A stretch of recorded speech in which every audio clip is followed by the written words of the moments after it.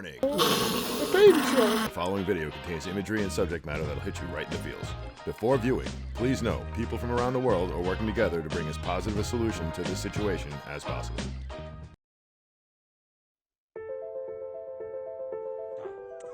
Our story begins when Berry was found by a good Samaritan in rural Jordan. Despite her injuries, she was still very sweet. She even allowed the kind stranger to pick her up. And so, it was all set into motion. Lady Berry was brought to a hospital where doctors confirmed the worst. She had permanently lost the use of both of her back legs. That spirit, though, she's so sweet.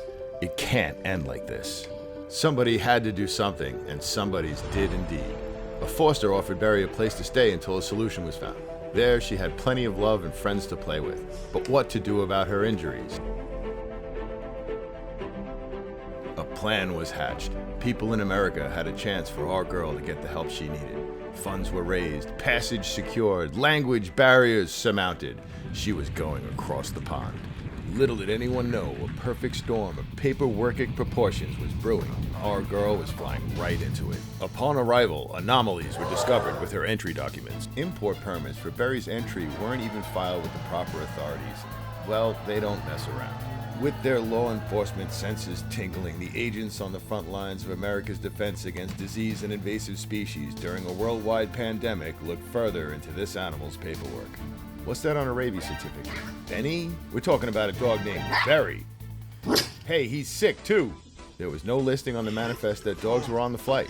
Nowhere on the paperwork did it indicate Berry was paralyzed. Another dog on the flight showing signs of illness. It would be safe to assume as well that our girl's sunny disposition was somewhat dimmed after 12 plus hours on a plane. The whole experience can be incredibly stressful. With the paperwork considered null and void, new vaccines and a 28-day quarantine are mandatory. All that, as well as a fine, were to be paid before anything more could happen. Unfortunately for our girl, there was a less expensive option, and that was to remove her head and send it to be tested for rabies. Adding to the paperwork storm, the name of someone who simply volunteered to drive the little lady from the airport to her final destination was listed as Berry's owner on the health certificate, meaning this volunteer was now responsible for a bill of over $5,000. After the volunteer informed customs people that Berry was in fact not her dog, Berry's ownership fell on the airline. They were predictably not amused. At this point, decisions had to be made and business is business. It wasn't looking good for Berry. When the call went out that a poor innocent paralyzed puppy dog was about to be lost to the harsh realities of import regulations and industry, the outcry was immediate and understandably somewhat passionate. Why hasn't anyone helped I that just learned dog about yet? Some people whose hearts were probably in the right place weren't perhaps being diplomatic enough in their attempts to express the frustration they were feeling. Government and industry aren't swayed by such tactics. They want paperwork, permits, protocols, and such. Without those things in order, the machine grinds to a halt. Regardless of how many people push the chain, it still would not budge. By now, people who knew how to help were aware of the situation, but the communications were not making it to the top, as it were. A larger voice was needed. A dog with disabilities who traveled thousands of miles is now the victim of some troubling red tape. An animal rescue group on Long Island is trying to help a paralyzed dog brought to the States from Jordan. The dog is stranded at JFK. Meredith Festa is with the East Patchague animal rescue group Paws Unite People. She says a similar group across the globe in Jordan shipped Berry here, flying into JFK on Monday. A transporter was then going to drive her to another animal group in Pittsburgh for medical care. But when Berry arrived at JFK Customs, Festa says there was a typo on her paperwork. The airline that brought Berry here is now left with a stark choice. Board the dog in a special facility for a month at considerable expense. The other option is the cheaper option, whereas the dog is humanely euthanized, the head is removed, it's sent to a CDC facility where it is tested for rabies. Ms. Festa's group, Paws Unite People, has agreed to pay for that month-long boarding at a special kennel and has agreed to find Berry a good home. They're just waiting for the airline now. She's trying to get the CDC to transfer ownership to her group instead. The ARC says it's working with several agencies to get this resolved, dealing with numerous regulations around international cargo. When you add in the complication of a live animal, that adds an additional level of scrutiny that's required. And Meredith Festa says the animal group in Jordan contacted her for help because they've worked together in the past. In other news, politicians and big-name celebrities have joined the cause to save Berry.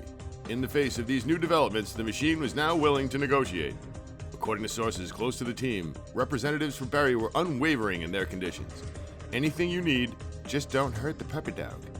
Now this, coming up after these surprisingly relevant messages. For discerning executive business dogs such as myself, when traveling the world, there's only one place up to my standards. The Ark. Modern, luxurious facility. Cool trucks. The Ark. Hair for mares. Wow. And oats for goats. At the Ark. State-of-the-art on-site medical facilities staffed by top-notch personnel. 24-hour care. At the Ark. Breaking news in the Berry case. The terms were deemed acceptable and an agreement was reached. After receiving her inoculations in quarantine period, she could then be transferred to the Kittyplex. Berry has been saved. After the break, this reporter tries out new green transportation. And our exclusive interview with Mittens the stunt cat. With all the pieces in place, Berry finally made it from the Ark to the Kittyplex, where she got along like nothing happened at all, playing with her new friends and experiencing new things, like snow.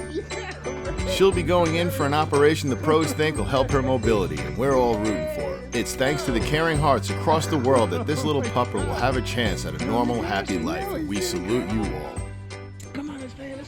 If you'd like to be a part of Berry's recovery, there'll be a donation link in the description below.